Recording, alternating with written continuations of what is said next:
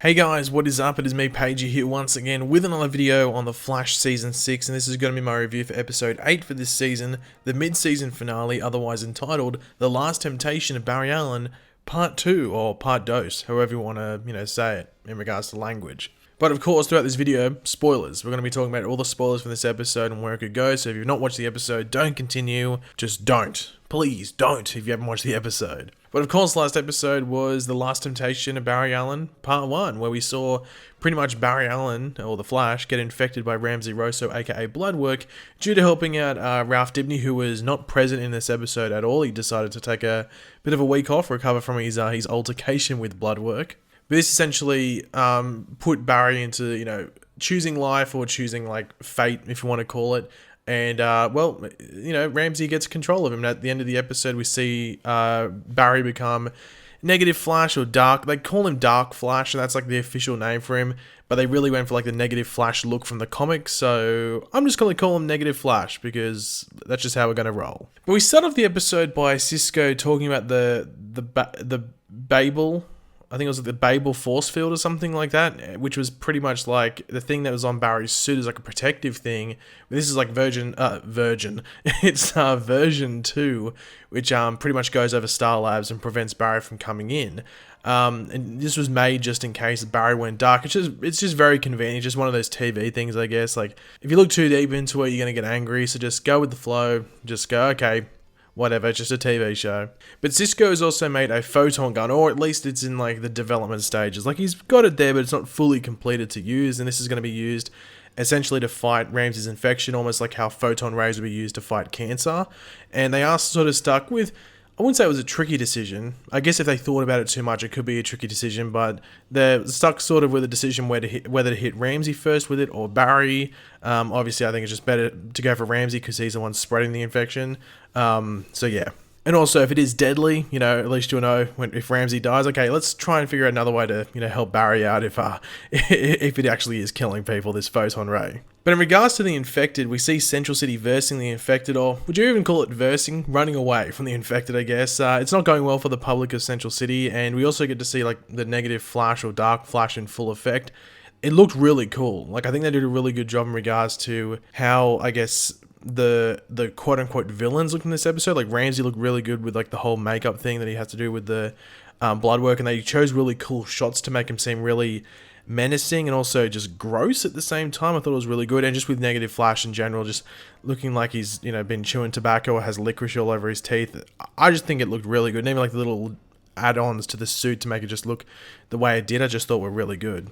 Now, there was some side stuff, in this episode. We have, Cecile and Camilla, who were, stuck in the middle of their own, horror movie, I guess you could call it. But, they were using Cecile's powers to able to sense the zombies and avoid, or the infected and avoid the infected, which I thought was actually, a really smart way to make her powers somewhat interesting in a scenario like that, because they could just easily walk out or try and listen, but it's hard with zombies, especially because they only really make a noise when they see someone. So if they're just walking around, sometimes it might be hard to pick them out. So I think they used her powers in a pretty interesting way. And we also did see Joe actually attacked by an infected person, and this is a thing for Killer Frost or Frost to overcome her hesitations and stuff to help out Joe, and Caitlin gives her control because she has to use her powers to help Joe out. So yeah, a bit of a side story there. But pretty much the main thing was Iris and Cisco going after Barry or going after Ramsey and Barry and trying to get Barry back. So we do see Iris get I'd say completely baited into meeting with infected Barry,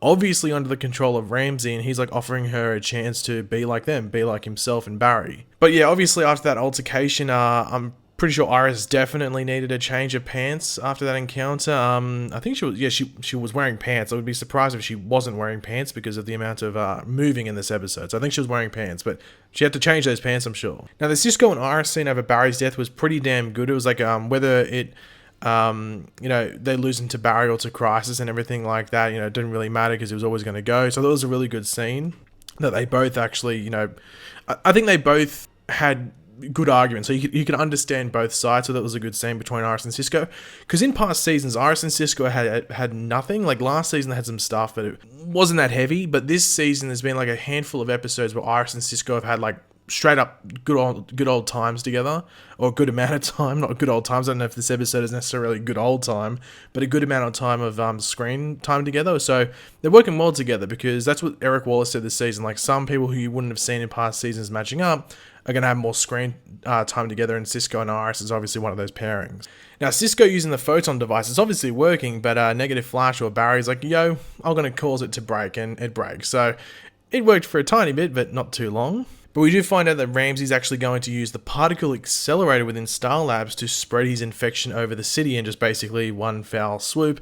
And it was actually what Barry was doing at the end of last episode. He was hacking it at the end of last episode when he came back from that, experience with Ramsey. So I was wondering what he was doing. I think a lot of people were wondering if he was just like messing around or if he was actually doing something. And well, he was doing something. He was hacking it. Now we do have Cisco and Iris like realizing that there is actually still some Barry inside of that Barry shell there, due to things that Ramsey has said as Barry, and it's actually Barry breaking through. So he was referencing things before as well as during the infection. So he references something with Cisco when he like made him team leader, and then he references something when Iris met with him in the apartment, I think it was.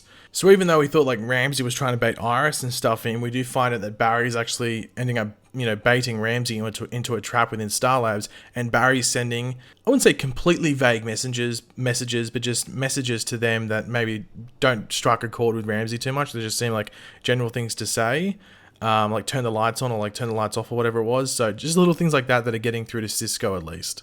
But once we're in Star Labs, we do see Ramsey send his blood into the pipeline. It was one little drop, but it turned into a pretty big thing when it was flying through the pipeline. I was like, wow.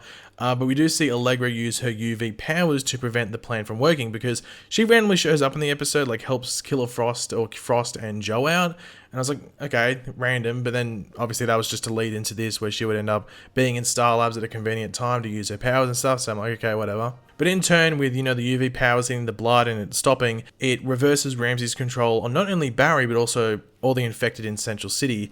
Don't know how many of them might have died, being shot by police officers, even though Joe told them not to. I'm sure some people would have killed some of these infected, so RIP those people that might have died. But of course, Ramsey does get away, and this sees, us see Barry chase after him, and this is when we get the moment I was waiting for, because they teased it last episode right at the end, and that's when Ramsey goes full-on monstrous Bloodwork, straight from the comics.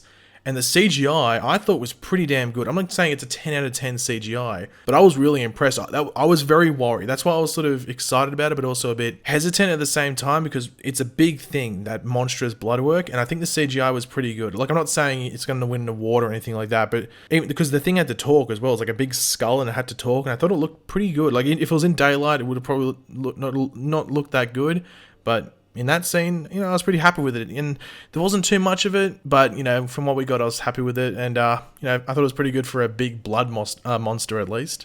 Now, Ramsey's mother appears in front of him. It's like a result of letting Barry in, so it's sort of like a reverse what happened last episode, and it's just a way of getting through to Ramsey, and I guess putting Ramsey almost in like a false sense of security to put him in the thing that Chester was in to recover. I can't remember what it's called off the top of my head, but Ramsey goes into Argus custody after that. I thought they might have left him in there, but apparently not. Maybe it's just too insecure that he could get out. If or there could be like a power failure and he easily gets out. And then, oh my god, it's just Bloodwork 2.0, and just the whole thing's going to happen again. But he's in Argus custody, so I guess Lila's working double shifts as Harbinger, and well, Lila, Michael's agent of Argus, so yeah, or Argus director. So yeah. Now we do see the team just like sitting around, almost like waiting for Crisis. Just looking at Barry's watch, waiting for it to get to midnight, and they're just waiting for the departure of Barry essentially. But this was actually, it actually ended up being a pretty emotional scene with all these characters reminiscing on Barry and just the effects that he's had on their life. And I think it was important that Cecile and I guess Joe had stuff to say, because I don't know if they're in Crisis or anything like that.